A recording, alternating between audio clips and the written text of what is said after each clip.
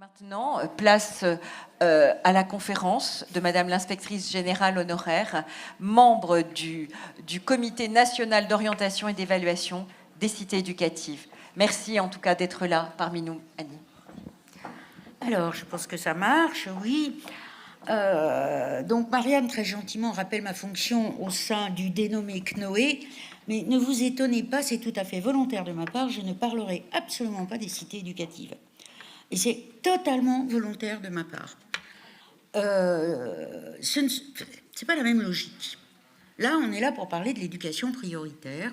Et l'éducation prioritaire, c'est ce que l'on fait en classe, je redis bien en classe, avec des enfants issus de milieux défavorisés majoritairement. Et ce qu'on fait en classe, c'est pour qu'ils réussissent comme les autres. La cité éducative, c'est autre chose. Ça a à voir avec... Ça a à voir, bien sûr, ça peut se croiser. Mais c'est pas en classe. Et c'est surtout pas en classe. Donc là, nous sommes entre nous, et nous sommes entre nous pour parler des élèves, de leur façon d'apprendre et de leur façon de réussir ou pas. Et après tout, c'est quand même, ça a été l'objectif de la politique ou des politiques d'éducation prioritaire depuis qu'elle existe, ça fait plus de 40 ans maintenant. Donc je vais dans un premier temps tracer une sorte d'histoire de 40 ans de politique que j'ai mis au pluriel d'éducation prioritaire. Et puis essayer de faire un bilan et de voir maintenant quels sont les enjeux puis les pistes de travail possibles finalement pour nous là où nous en sommes. C'est vrai que les éléments de bilan pourraient nous conduire à un certain pessimisme. Je pense quand même qu'il y a des raisons d'espérer. Et que notamment, nous avons maintenant des outils que nous n'avions pas il y a 10 ans, il y a 20 ans. Et que l'enjeu premier, c'est de s'emparer de ces outils. Alors, on va commencer par la partie historique. Le PowerPoint, vous verrez, n'est composé que de mots-clés. C'est pas un plan, c'est des mots-clés juste pour vous souvenir, que vous puissiez vous concentrer finalement sur l'essentiel de mon argumentation. Je vais m'appuyer essentiellement dans cette partie historique sur les travaux de Jean-Yves Rochex. Vous verrez, j'ai cité un chapitre d'un livre qu'il a écrit sous la direction de Choukri Benayed, mais vous pouvez également retrouver ça dans une conférence qu'il a donnée à l'ESN. Il avait travaillé sur cette histoire à partir d'une étude comparée dans 8 pays européens. Ça n'est pas seulement une évolution française. Et ce qu'il explique, c'est que les changements de politique d'éducation prioritaire se sont faits en France, en tout cas, c'est pas vrai pour le Royaume-Uni, à bas bruit. C'est-à-dire qu'on a gardé les mêmes termes, le même cadre réglementaire, et on a quand même tout changé. Alors, il y a un premier âge, c'est le premier modèle qui date de 80, la naissance c'est 81, jusqu'on va dire à la fin des années 90. Où là, il y a un tournant entre 96 et les années 2000. Ce premier âge et ce premier modèle politique, il est caractérisé d'abord par une visée qui est bien une visée de démocratisation. Le collège unique a montré ses limites. Certes, maintenant, tout le monde va en 6e, ce qui ne veut pas dire que tout le monde réussit, et les inégalités scolaires demeurent et reflètent les inégalités sociales. On se rend compte donc qu'il ne suffit pas de mettre une structure pour éliminer la ségrégation à la fois scolaire et sociale. Bien. Et la discrimination scolaire et sociale. D'où l'idée, je reprends le texte de la circulaire de juillet 81, qui veut contribuer à corriger l'inégalité sociale par le renforcement sélectif de l'action éducative dans les zones et les milieux sociaux où le taux d'échec scolaire est le plus élevé. Donc à partir du moment où on dit renforcement sélectif de l'action éducative, c'est ce que d'aucuns vont appeler la discrimination positive, ou le fameux donner plus à ceux qui ont moins. C'est exactement ça. Donc une répartition discriminée des moyens avec un plus, petit, gros, peu importe, mais un petit plus au moins, dans des zones où se concentrent des populations particulièrement pauvres. Voilà, en gros. D'où des politiques qui ont été ciblées sur des territoires. Il y a donc eu une carte des ZEP, puisqu'à l'époque on appelait ça des ZEP, établie dès 81, qui correspond assez bien d'ailleurs, enfin assez bien, non, qui parfois correspond aux premières délimitations de la politique de la ville, je pense au DSQ, le développement social du quartier. Donc le premier point, c'est ça, c'est des zones, donc des territoires, dans lesquels il y a des établissements, des écoles, plus tard des réseaux, qui sont vus comme des échelons d'action efficaces. Les acteurs de terrain, en fait, connaissent mieux les réalités et donc sont plus susceptibles d'y apporter des réponses. On est dans un mouvement qui va aussi amener aux prémices de la décentralisation. On est bien dans la même logique, là, tout à fait.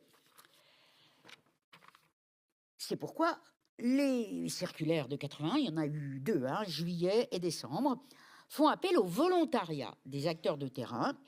Les écoles et les établissements doivent, si possible avec les partenaires locaux, élaborer des projets de zone. On a donc 2 logiques parallèles qui se mettent en place derrière cette visée de démocratisation. Une première logique qui est compensatrice et déficitariste, en quelque sorte. On compense le handicap par un peu plus de moyens.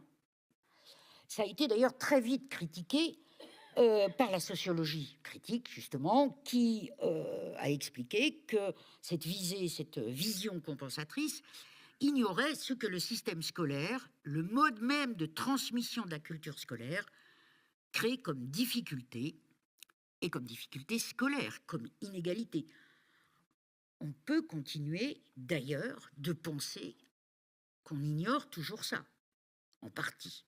Le système scolaire est lui-même créateur d'inégalités. On y reviendra. Donc, ça a été assez vite critiqué. Mais enfin, c'était ça. Et puis, l'autre logique est une logique mobilisatrice et transformatrice. Tout de suite, on convoque les ZEP à une nécessité déjà d'innovation, de transformation, de laboratoire. Et on en espère d'ailleurs une transformation du système. Dans cette première période, le territoire, j'ai dit tout de suite qu'il fallait un projet de zone, est vu comme une ressource. Ça va être important parce que c'est quelque chose qui va changer ensuite. Donc, on va rechercher des partenaires. Le modèle de management que vous avez à la fin, le modèle bureau en dessous, chaque fois ce sera les modèles de management en dessous. C'est le modèle bureaucratico-professionnel, donc qui se caractérise par un pilotage centralisé qui passe par les normes, par les procédures, par un contrôle a priori, mais allié avec une grande confiance et une grande liberté finalement, accordée aux professionnels de terrain et notamment aux enseignants. Donc, forte autonomie des professionnels que l'on somme cependant de travailler ensemble en construisant des projets. On y reviendra. Alors, ce modèle va évoluer à la fin des années 90. On peut même dire qu'il entre en crise. D'abord, on s'aperçoit qu'il n'y a pas de transformation. Voilà. Et qu'il n'y a pas vraiment de démocratisation non plus. Plus exactement, elle est très inégale. Bref, on souligne un manque d'efficacité. Donc, dès le début, ce procès en inefficacité de la politique d'éducation prioritaire est présent. La réussite, donc, reste très inégale. La compensation ne se traduit pas par des modifications des performances des élèves. Bref, crise de légitimité. Ce qu'on peut dire au mieux, au tournant des années 2000, c'est à peu près au moment où va apparaître le rapport Simon-Moisan, dont je reparlerai. Jackie Simon et Catherine Moisan, qui est le premier rapport sur l'éducation prioritaire. Ce qu'ils disent finalement, c'est les écarts de performance entre les élèves de l'éducation prioritaire et hors éducation prioritaire ne se sont pas accrus.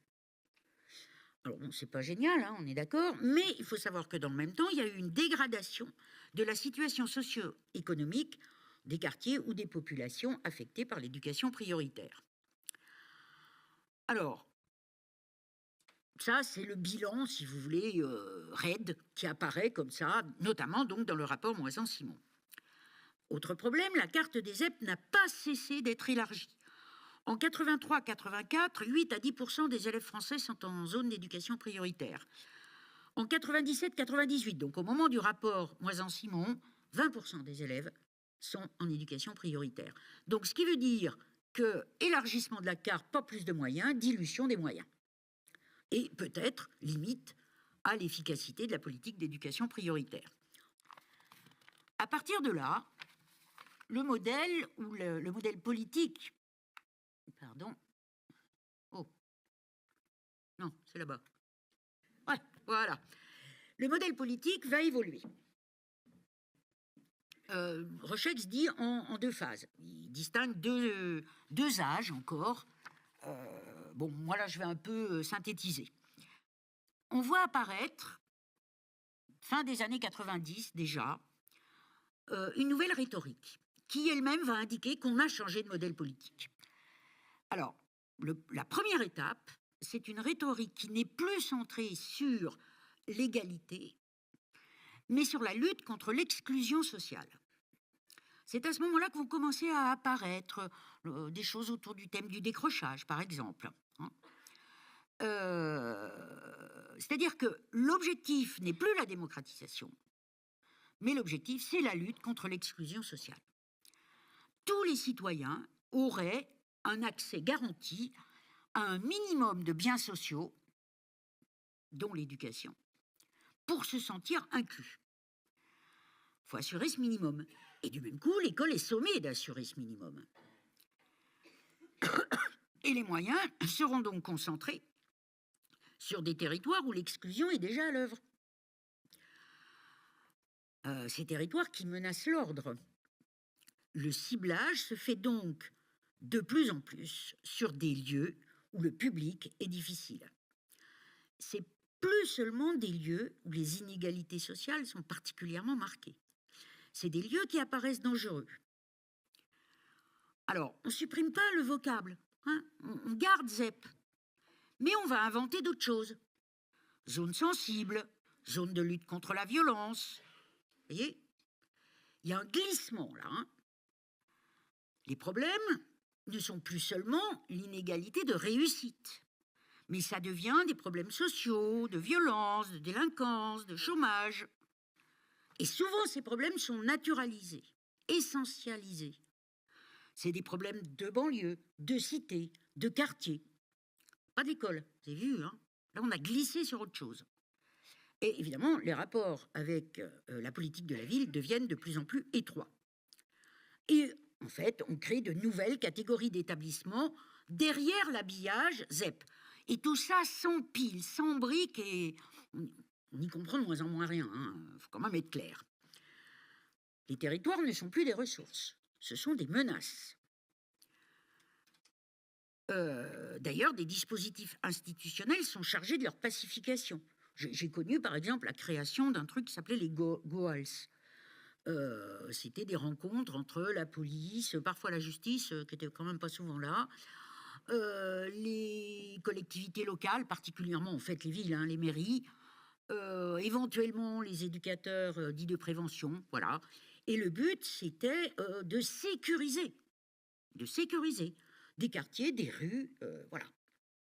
Enfin, on met en place, en 2005, quelque chose qui n'est pas complètement négatif. Hein. Je vais le critiquer, mais de mon point de vue, c'est aussi un progrès. On met en place, donc, en 2005, le socle commun de compétences. Alors, le problème de cette première définition du socle, qui vaut pour le collège hein, et l'école, c'est qu'il est vu comme un minimum permettant l'inclusion sociale. Le deuxième socle sera beaucoup plus ambitieux. Il va rompre avec cette logique. En gros, comme disait Dubay, il s'agit d'améliorer le sort des vaincus de la compétition scolaire, sans toucher à celle-ci. Voilà. Certes, c'est mieux, parce qu'au moins on est d'accord sur un minimum, mais les inégalités avec les vainqueurs demeurent, ils ne sont absolument pas mis en cause. Il y a toujours une différenciation, une hiérarchisation des filières, des individus et des établissements. Et puis, ce premier modèle va encore évoluer autour des années 2005, entre 2005 et 2010, on voit apparaître quelque chose de nouveau. C'est une attention à l'individu, vraiment à l'individu. Et on va voir une rhétorique nouvelle apparaître. Autour de l'école inclusive, l'objectif n'est plus la démocratisation, c'est maximiser les chances de chaque individu, sachant qu'elles sont intrinsèquement inégales. On ne remet pas en cause cette inégalité. Il ne s'agit pas de ça. On assiste à une fragmentation des programmes, des dispositifs. Alors, on va en trouver surtout. À chaque population difficile, son dispositif, son ciblage et son dispositif. Élèves défavorisés, élèves primo-arrivants, non scolarisés, scolarisés avant, élèves 10 divers, élèves à besoins éducatifs particuliers, y compris les élèves, entre guillemets, surdoués, qui font partie des élèves à besoins éducatifs particuliers. Et cette rhétorique très individualisée tend à effacer totalement tout discours sur l'égalité et sur l'égalité des chances. Alors, c'est évidemment pas sans poser de problème, parfois, pour les enseignants, notamment, qui se retrouvent avec plein d'élèves différents à besoins éducatifs particuliers dans une même classe. Moi, j'ai vu ça à Grigny, par exemple, lors d'une enquête qu'on avait menée comme IG. Voilà. Bref, on n'est plus du tout dans la lutte contre les inégalités sociales ou scolaires, dans la démocratisation pour tous, mais dans la maximisation relative du potentiel de chaque individu. Quant à la notion de territoire, elle s'est totalement effacée au profit de celle de population, à risque de préférence. Donc, dans cette logique individualisante, le mot-clé, ça va être les talents. La promo, socialement, c'est pas vraiment égal. Mais on va essayer, à la fois d'ailleurs, d'enfermer chacun dans son talent et de promouvoir son talent. Voilà. Je me moque, mais j'ai participé à ça. J'en suis. Moi aussi. À l'époque, j'étais chef d'établissement, et voilà. J'ai été prise aussi là-dedans.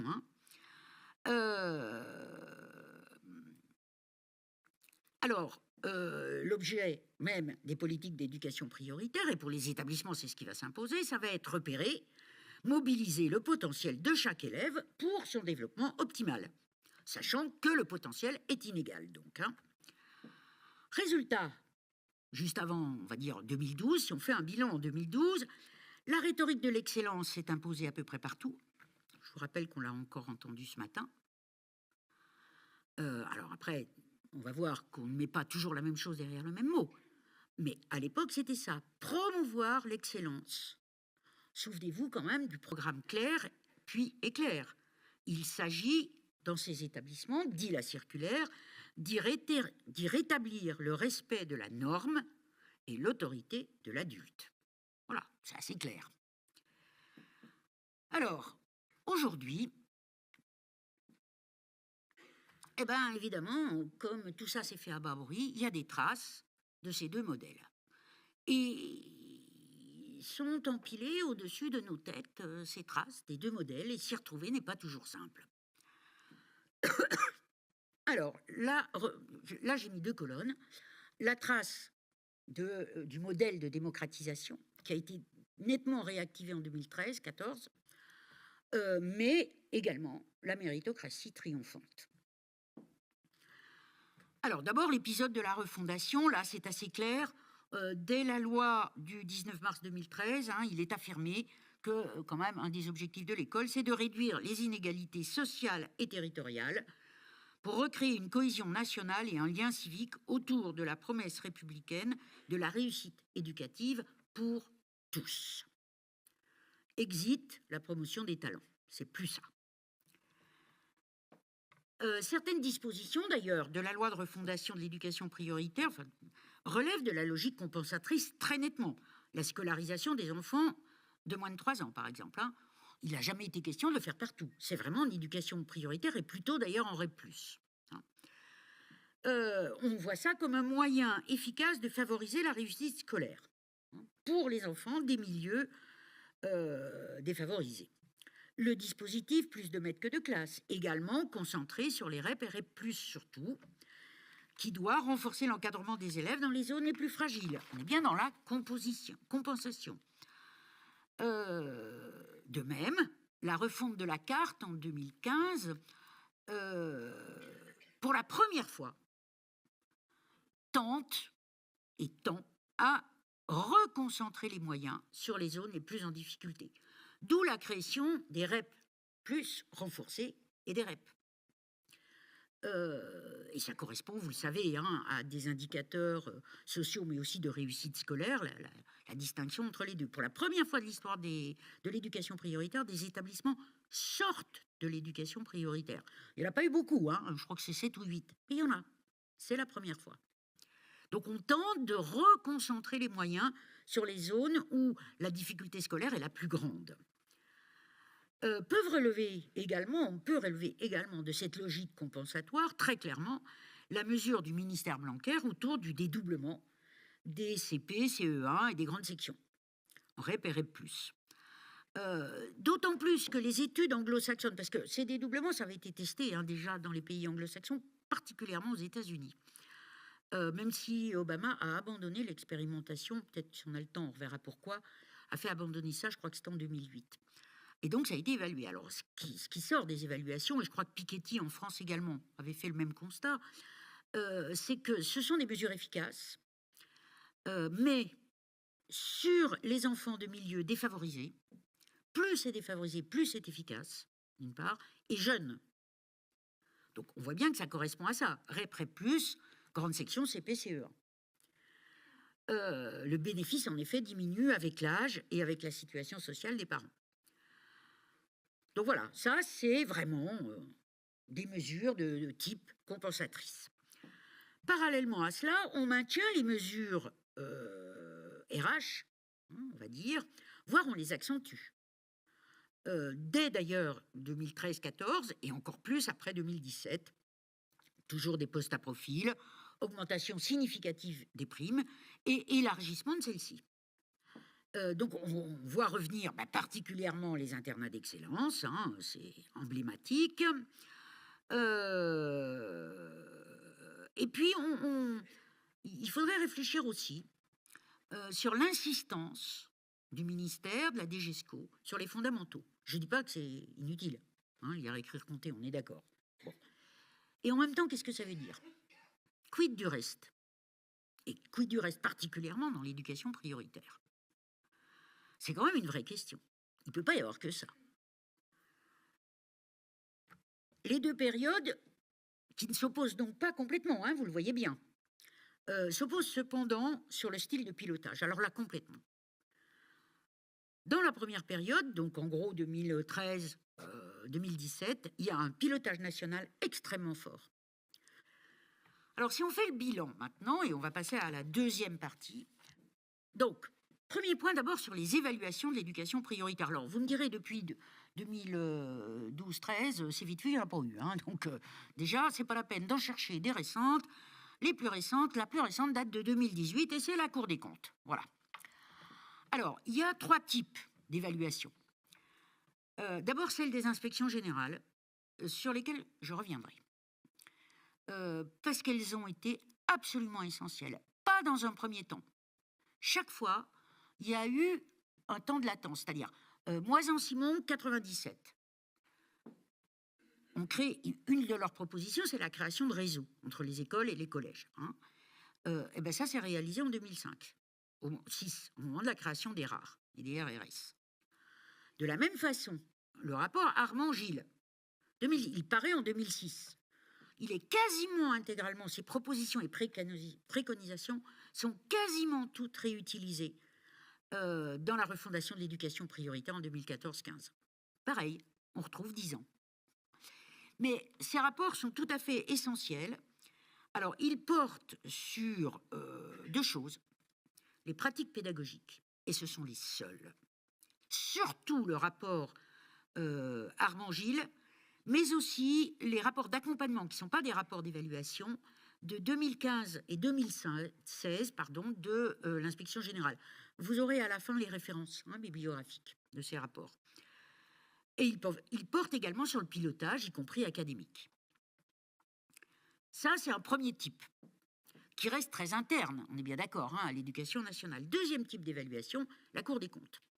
Et elle en a fait plusieurs. La dernière, donc, date de 2018. C'est évidemment la plus documentée et la plus réfléchie sur les coûts et sur les rapports coût-efficacité. Et puis, il y a quand même des évaluations statistiques, cette fois-ci uniquement, de la DEP, qui portent sur les résultats des élèves, avec une comparaison résultats des élèves issus de l'éducation prioritaire et des élèves hors éducation prioritaire. Ça dépend évidemment de la sollicitation qu'on fait à la DEP.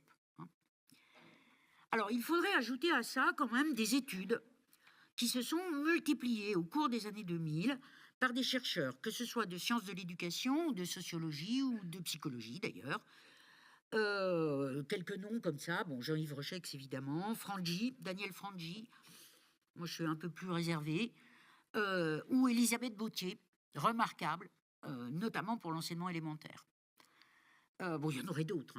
Et vous pouvez trouver d'ailleurs des éléments dans le rapport du CNESCO de 2016, qui m'avait beaucoup choqué à l'époque, parce qu'il tombe au moment de la refondation de l'éducation prioritaire, et c'est un tirage.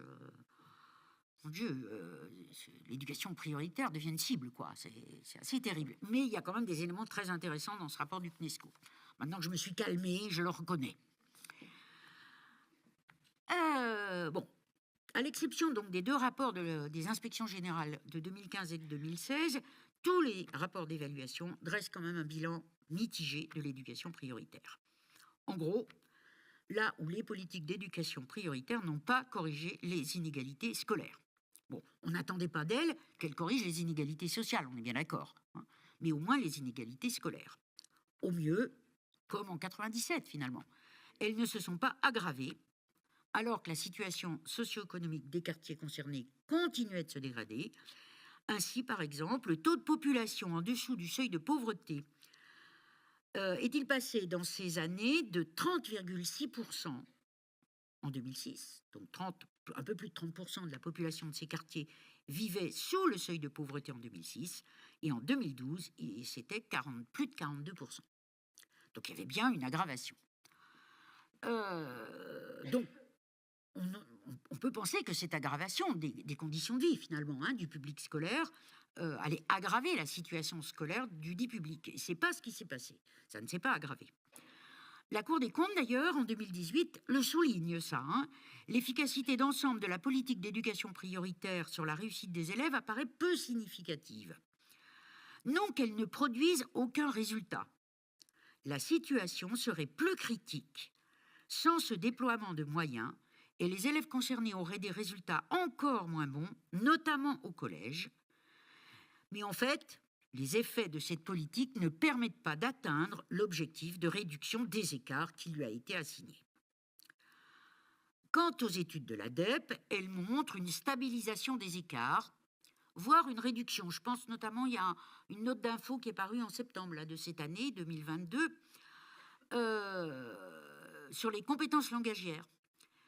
Et il y a une sorte de stabilisation des écarts, voire même une réduction, mais ce n'est pas parce que c'est mieux en éducation prioritaire, c'est parce que c'est moins bien ailleurs. Donc ça pose un peu des problèmes, voilà. Du coup,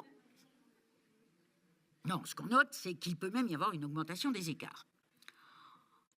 Alors, il y a quand même autre chose, moi, qui me préoccupe.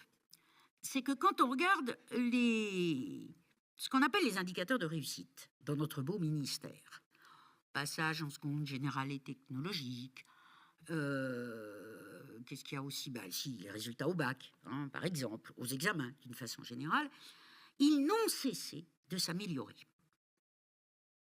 Voilà, depuis 95. En 95, il y avait eu un plateau, et depuis, c'est remonté. Ouais, malheureusement, les indicateurs de performance, eux, voire PISA, ne cessent de diminuer. Donc ça pose un problème. Ça veut dire quand même que nos indicateurs, ils ne sont pas bons. Mais vous savez pourquoi ? S'il y a des chefs d'établissement ici, je suppose qu'ils ont fait ce que moi j'ai fait. On se débrouille pour être dans le bon. Et pour faire passer.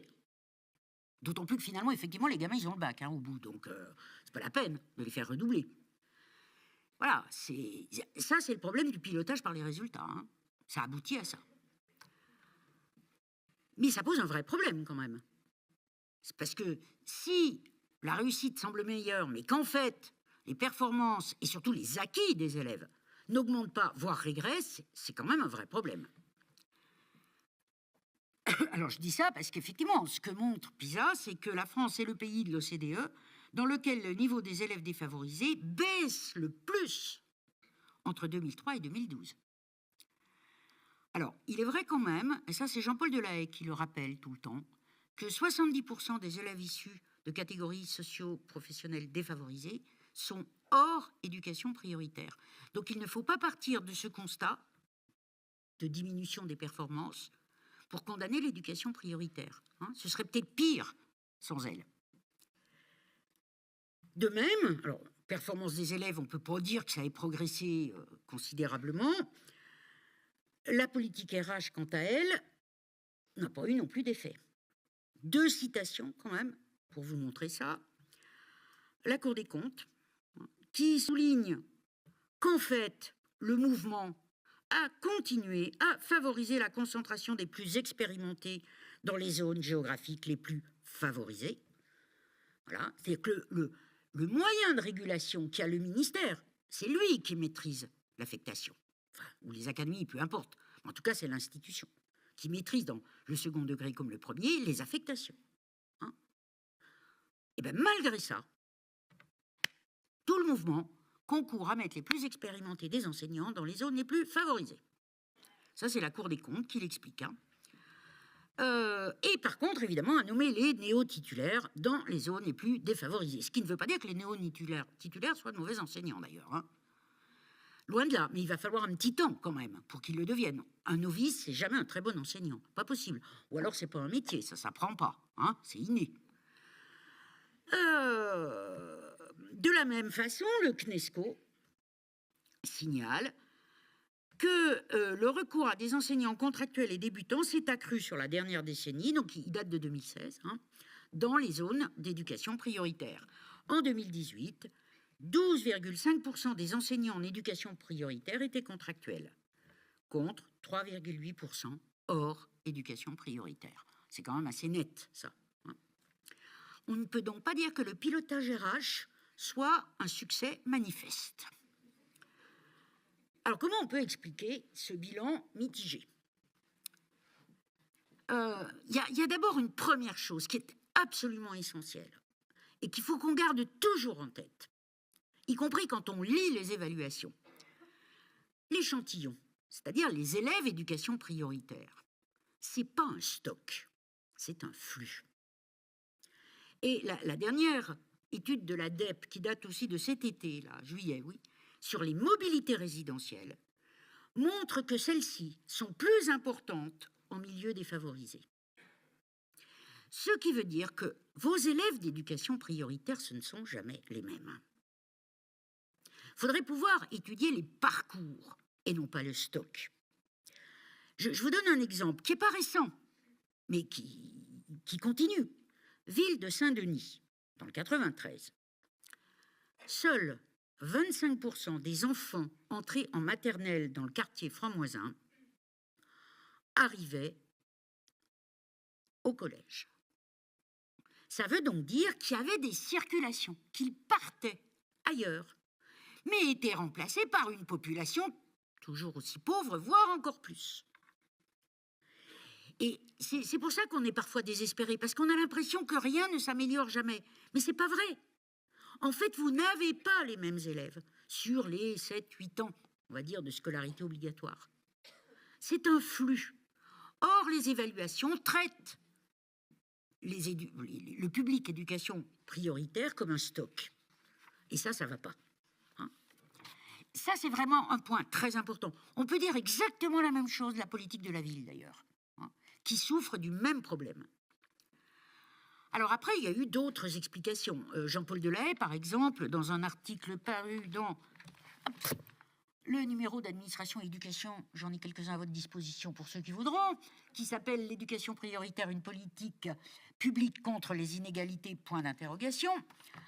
Donc Jean-Paul Delahaye, par exemple, montre que la discontinuité dans les politiques menées qu'on a expliqué dans la partie historique, ça n'a pas permis une cohérence de l'action publique. C'est parti un peu dans tous les sens, avec une multiplication des dispositifs, et ça va pas, quoi. D'autre part, autre série d'explications, reprises par Jean-Paul Delahaye, mais également par la Cour des comptes en 2018, finalement, ça coûte pas si cher. Troisième réseau d'explication, la mixité sociale. L'absence de réelle politique de mixité sociale. Alors, il y a eu un discours dessus, pareil, dans les années 2012, 2016, oui, d'accord. Il y a eu aussi l'État, quand même, central, le ministère a encouragé les recteurs, les DAZEN, à réfléchir avec les collectivités à une politique volontariste de mixité sociale. Alors ça aboutit, j'avais un exemple dans l'académie de Caen, à Caen même. Il y a une expérience très intéressante à Toulouse qui a été menée à son terme. 2 expériences tout aussi intéressantes à Paris. Bon, puis d'autres exemples, ici et là. Des exemples ne font pas une politique. Après, moi, j'ai quand même quelques doutes. Je ne suis pas bien sûr qu'un État quelconque soit en capacité de peser sur les choix stratégiques des familles. Je pense que cet objectif de mixité sociale n'est absolument pas partagé par nos concitoyens. Au contraire, on est plutôt sur des logiques de séparatisme social. Donc, aller lutter contre ça, c'est pas de la tarte quand même. Et puis, dernier réseau, et c'est là-dessus que je vais insister maintenant, avec quelques précautions, je vous en parlerai tout de suite. Toutes les pratiques pédagogiques ne se valent pas. Et certaines pratiques pédagogiques sont objectivement discriminantes, mais négativement. Et particulièrement en éducation prioritaire. Alors, pourquoi est-ce que je vais insister là-dessus ? Parce que c'est le seul réseau d'explication sur lequel on a du pouvoir. On n'a pas de pouvoir sur le pilotage national. On n'a pas de pouvoir sur la mixité sociale. On n'a pas de pouvoir sur les moyens. Par contre, on a du pouvoir sur ce qu'on fait avec les élèves en classe. Et sur ce qu'on fait en termes de pilotage des établissements, des écoles et des circonscriptions. Ça, c'est nous. Donc, je vais insister là-dessus en vous montrant que, effectivement, les études ont montré qu'il y a des pratiques qui sont discriminantes négativement. Mais qu'il y a aussi des raisons d'espérer. Parce que maintenant, on le sait. Au départ, on ne le savait pas. On croyait bien faire et on n'a pas bien fait. Voilà. Mais maintenant, on le sait. Et on peut se servir de ça. C'est pour ça qu'il y a des raisons d'espérer. Alors, je vais repartir essentiellement du rapport Armand-Gilles de 2005, enfin commandé en 2005 et il paraît en 2006. Le constat, alors d'abord, c'est la première étude pédagogique de cette ampleur, où je crois qu'elles sont allées elles et les autres IG, dans 15 académies. Elles ont vu des centaines de classes. Elles ont assisté à des centaines de leçons, premier, second degré. C'était vraiment une étude massive.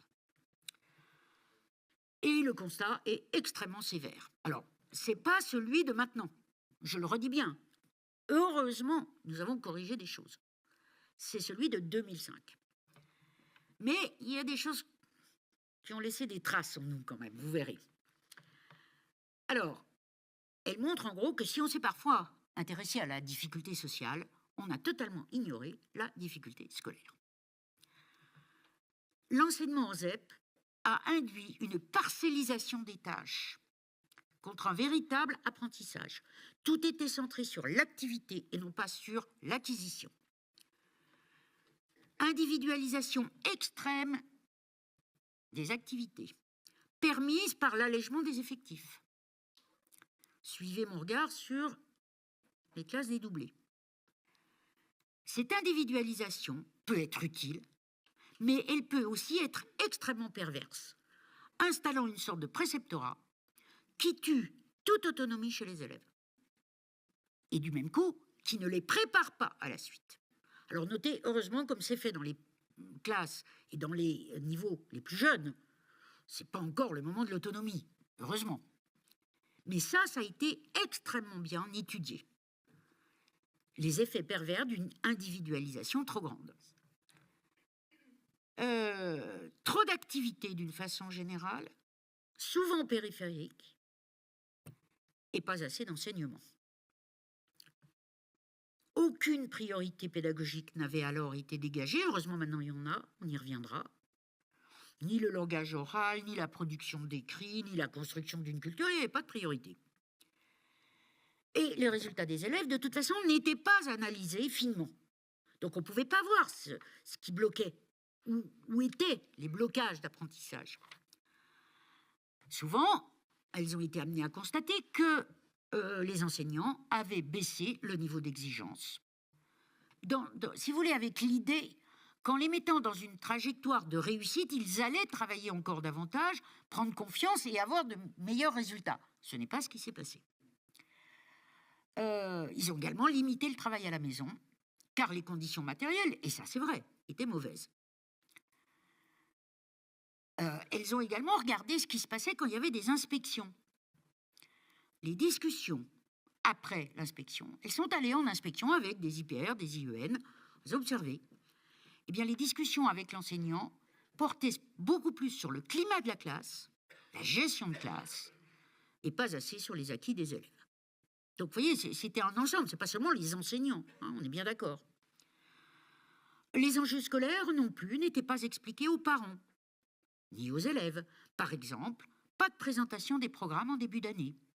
Ah, dans les collèges centre-ville, on le fait. Même à l'école. Pas dans les ZEP.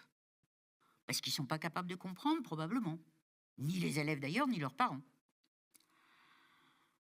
D'une façon générale, le rapport souligne le manque de réflexion didactique et pédagogique, le manque d'accompagnement des équipes par les inspecteurs, le manque de réflexion sur l'acte d'enseigner, masqué par une unique réflexion sur les moyens et par des mesures de gestion de carrière.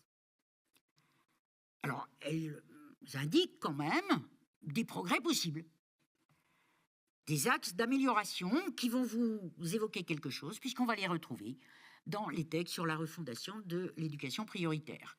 Éviter le fractionnement des activités, avec peu de temps de mise en commun avant et après, donc pas d'apprentissage. L'apprentissage, il se fait justement dans les temps communs avant et après, pas pendant l'activité. Travailler la question du langage de l'école, et non pas à l'école. Qu'est-ce que c'est le langage de l'école ? C'est les enfants ne savent pas que la réponse à une question, elle est dans le texte, et non pas dans leur vie. Ils ne savent pas que l'école ne renvoie qu'à elle-même. Et quand on leur demande ce qu'ils pensent d'un texte, ben, ils disent ce qu'ils pensent, quoi, par rapport à leur vie. Mais ils ne vont pas chercher la réponse dans le texte. C'est ça le danger. D'où l'intérêt de travailler sur le langage scolaire. J'y reviendrai un peu à la fin. Qu'est-ce qu'elles disent d'autre ? Travailler le nécessaire étayage des étayages, les deux, entre CM2 et 6e. Construire des situations d'apprentissage qui permettent de faire émerger les procédures efficaces ou inefficaces.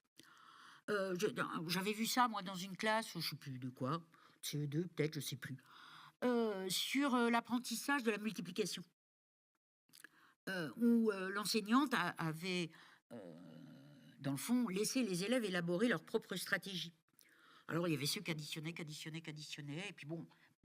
Et en fait, elle les faisait réfléchir sur qu'est-ce qui est efficace et rapide. Voilà. Arriver à trouver la solution efficace et rapide. Bon, c'est ça qu'elles veulent dire. Hein. Établir un diagnostic très précis des difficultés des élèves. C'est pas de dire « Oh là là, il y a des difficultés en français ou en maths ou en numération ». Non, c'est aller au-delà encore dans la précision. Alors, ça, c'est un premier paquet d'évaluations qui montre quand même qu'il existe des pratiques qui peuvent être négatives.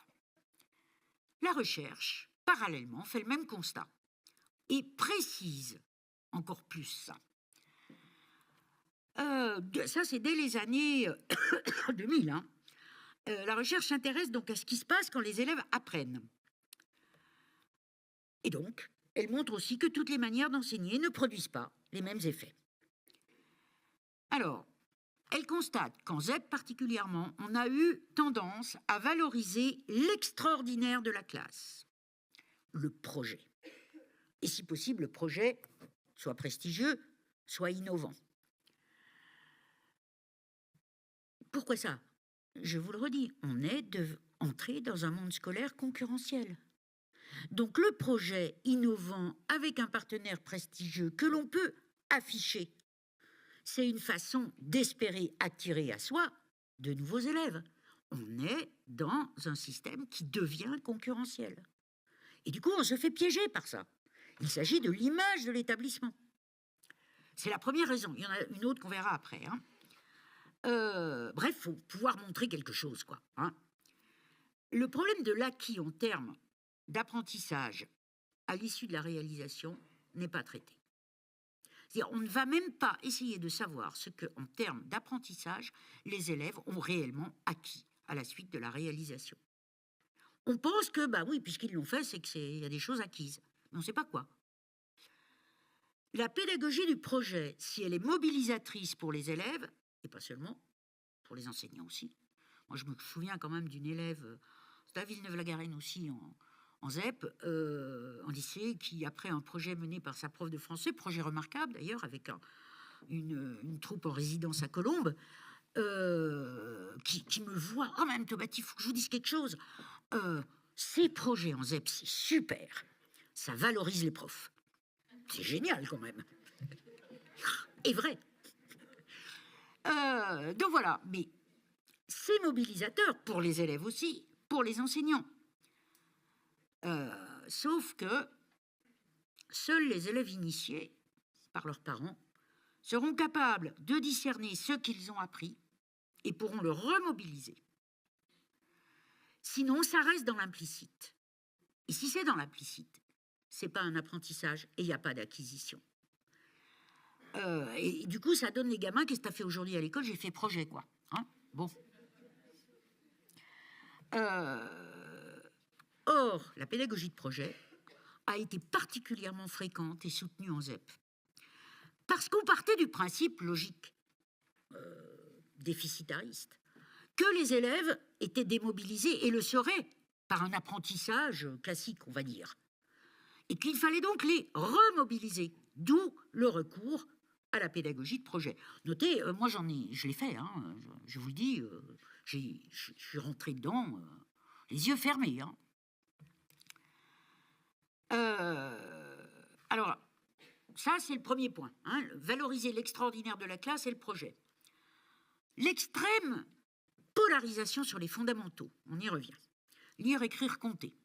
Ce que disent les chercheurs, c'est d'ailleurs, en ZEP, ça a été essentiellement lire et écrire, plus que compter. Va s'accompagner d'un surentraînement sur des tâches peu productives. En tout cas, peu productives intellectuellement. Pourquoi? Parce qu'il fallait que les élèves réussissent. Sans parler de, quelquefois, les tests et évaluations qui portaient là-dessus. Et donc, on surentraîne pour avoir de meilleurs résultats aux évaluations. Effet qui a été d'ailleurs particulièrement dénoncé aux États-Unis, ça. Si vous voulez regarder.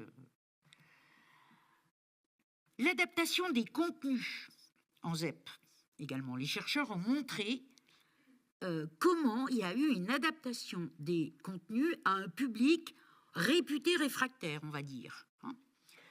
Par exemple, sur des tâches simples, il n'y a pas d'écart de performance entre éducation prioritaire, hors éducation prioritaire. Par exemple, chercher une information dans un texte.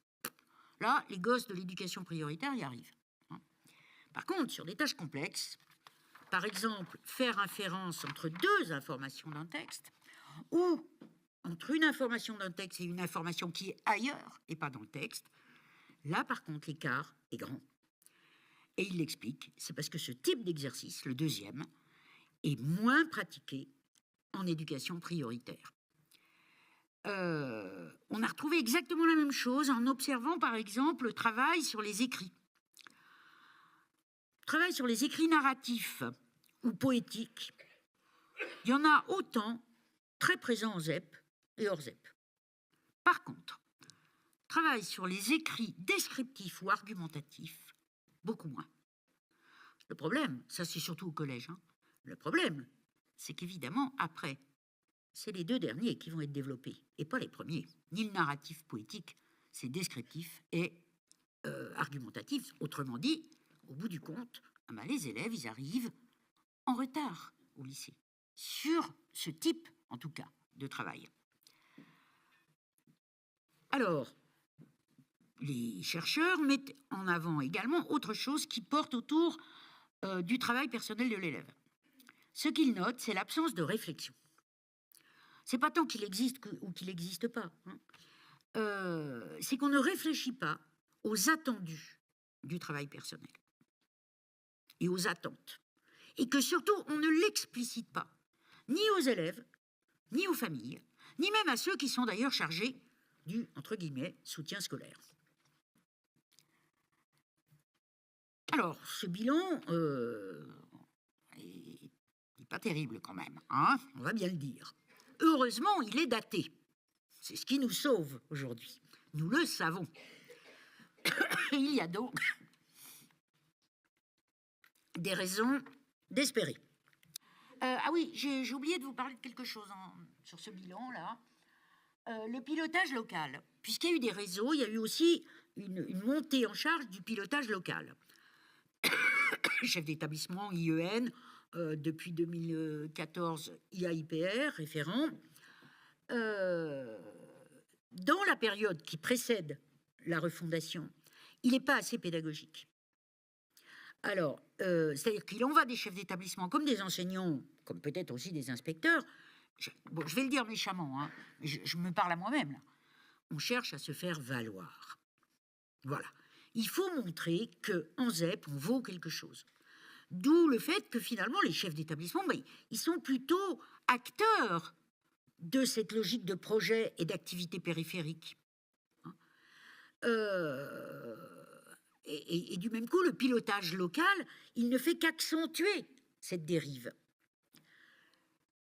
Alors, pourquoi est-ce qu'aujourd'hui, je dis qu'il y a des raisons d'espérer ? D'abord parce que nous avons un outil qui demeure. Et quand vous allez sur le site du ministère Éducation prioritaire, c'est la première chose qui est dite. C'est le référentiel de l'éducation prioritaire. Et vous devez toujours vous en servir. Parce que ça, c'est un vrai outil. Justement pour lutter contre les dérives que je viens de signaler. Alors, qu'est-ce qu'il y a de particulièrement utile à développer ? C'est l'axe 1. Expliciter les démarches d'apprentissage et savoir enseigner explicitement. Je vais y revenir après avec des exemples. Vous le savez.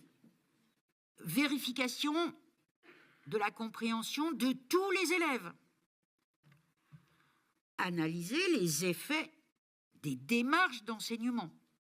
Notamment, il peut y avoir une aide par la coprésence ou la co-animation. C'est ce qui permet de voir plus facilement les effets des démarches d'enseignement. Mais à la limite, les classes à 12 aussi. On devrait pouvoir évaluer plus facilement, avec 12 élèves, les choix qu'on a faits, d'un point de vue didactique et pédagogique. Favoriser le travail en groupe hétérogène, et non pas de niveau, pour favoriser la confrontation des démarches intellectuelles, considérer l'erreur comme une étape nécessaire à l'apprentissage. C'est une étape nécessaire. Sans erreur, il n'y a pas d'apprentissage. Construire des évaluations diagnostiques précises. Alors, pas tous les ans et pas sur tous les élèves, mais précises, de façon à voir où sont les difficultés. Ça, en termes de pilotage, c'est très important pour les pilotes. Ça, c'est le premier élément quand même essentiel que nous avons. C'est ce référentiel. Le deuxième, c'est qu'il y a quand même maintenant des outils qui sont disponibles. Si vous allez sur le site du Centre Savary, vous allez en trouver plein. Tout ça nous manquait complètement avant. Par exemple, sur l'enseignement explicite, vous allez trouver des choses. Pour les pilotes, vous allez aussi trouver des choses sur le pilotage d'un réseau d'éducation prioritaire. Les rapports d'accompagnement que j'ai cités tout à l'heure, de 2015 et 2016, des inspections générales, qui soulignent l'intérêt de certaines pratiques. Alors, notamment l'intérêt des temps de travail collectifs Alors, évidemment, plus facile à organiser en REP+, on est bien d'accord. Hein. Mais à condition que ces temps de travail collectif portent sur des questionnements pédagogiques et didactiques et non pas l'organisation des voyages ou du brevet blanc. Hein, on est bien d'accord.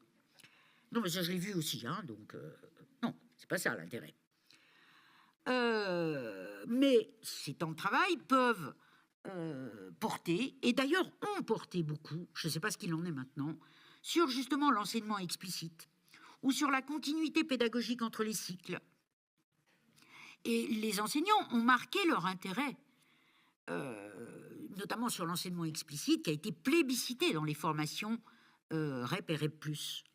Ça correspondait donc bien à une attente des enseignants. Alors, si je fais un zoom sur l'enseignement explicite, je vais me référer à un article d'Elisabeth Bautier, toujours dans le même numéro,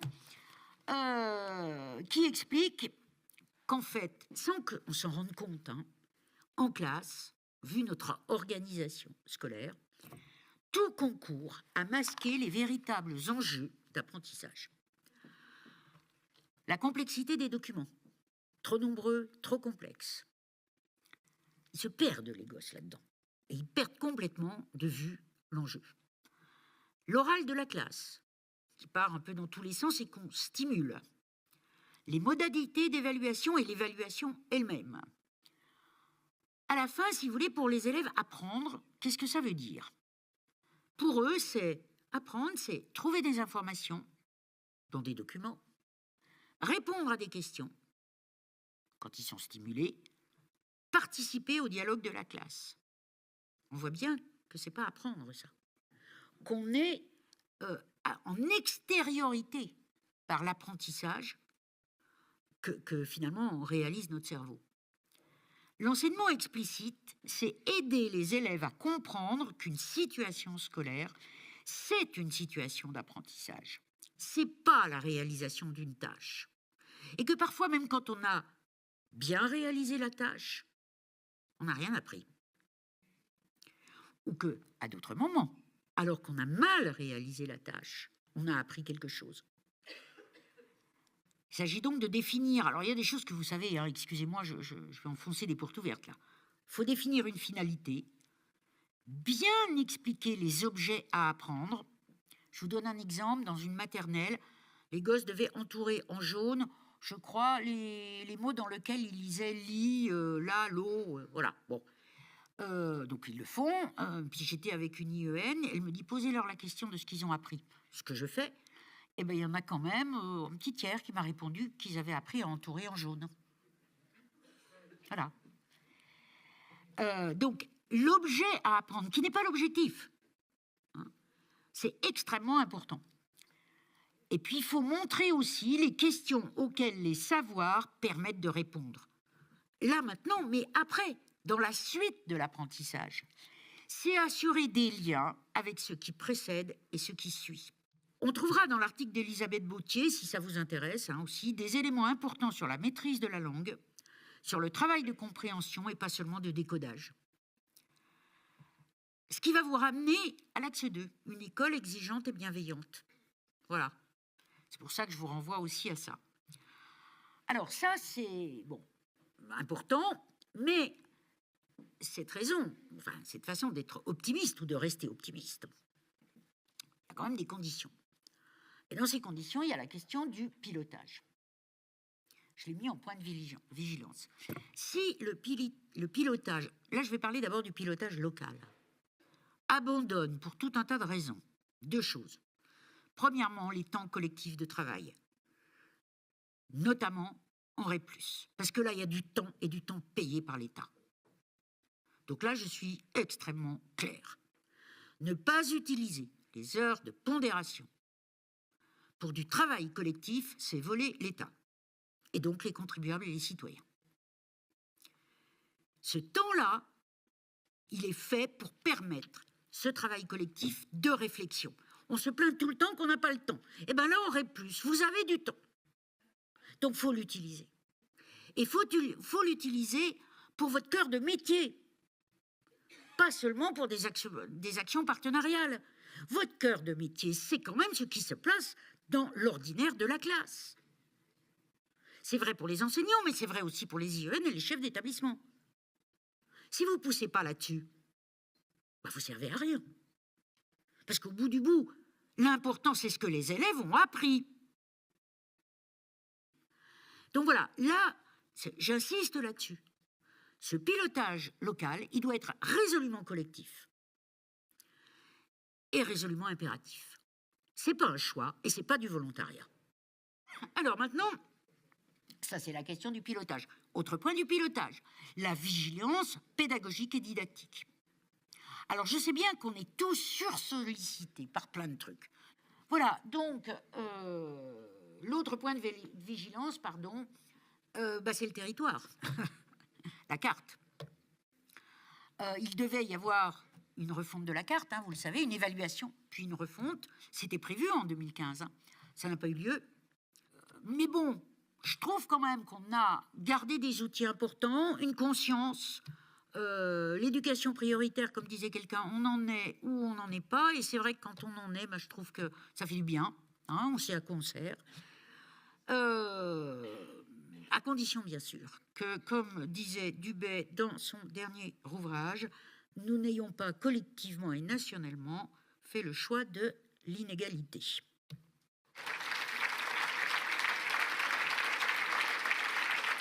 Alors,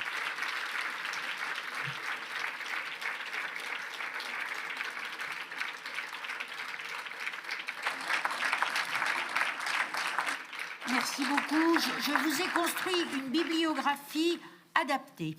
C'est quoi une bibliographie adaptée? C'est quelque chose qui ne vous fasse pas peur et qui ne vous fasse pas perdre trop de temps, justement. Donc, d'abord, 2 revues qui ont porté sur l'éducation prioritaire. Celle-ci, j'en ai quelques exemplaires, si vous voulez, à disposition pour ceux qui voudraient la voir. C'est le numéro de l'éducation prioritaire, une politique publique contre les inégalités que j'ai coordonné avec Marc Bablet. Le numéro de diversité qui était sorti peu de temps avant, donc ça c'est en 2019, où vous allez retrouver justement Delahaye, la Cour des comptes, Anne Armand a fait un article, etc. Elisabeth Boutier. Le numéro 186 donc de diversité, l'éducation prioritaire, histoire et enjeux pour demain, qui est extrêmement intéressant aussi. Après, je vous ai mis les rapports de l'inspection générale, parce que je trouve vraiment, je ne veux pas défendre ce qui a été ma boutique à un moment, mais franchement, c'est dommage parfois de ne pas utiliser ce travail. Alors, particulièrement ceux sur l'éducation prioritaire, parce que peut-être c'est les plus grands rapports des IG. Alors, le premier, c'est Jackie Simon et Catherine Moisan. Il est paru à la documentation française en 97. On le trouve facilement. Le rapport Armand-Gilles, dont je vous ai parlé, je vous ai mis sa date, c'est octobre 2006. Les 2 rapports donc, sur la refondation de l'éducation prioritaire, de 2016 et 2015, surtout le deuxième. Le rapport de la Cour des comptes de 2018, le rapport du CNESCO, voilà. Parce que vous pouvez choper des extraits, vous voyez, c'est pas un bouquin, quoi, ça va plus vite. Et puis j'ai quand même mis un truc de Rochex qui est intégré donc au livre de Choukri Benayed sur la mixité, l'école démocratique vers un renouveau politique. Voilà.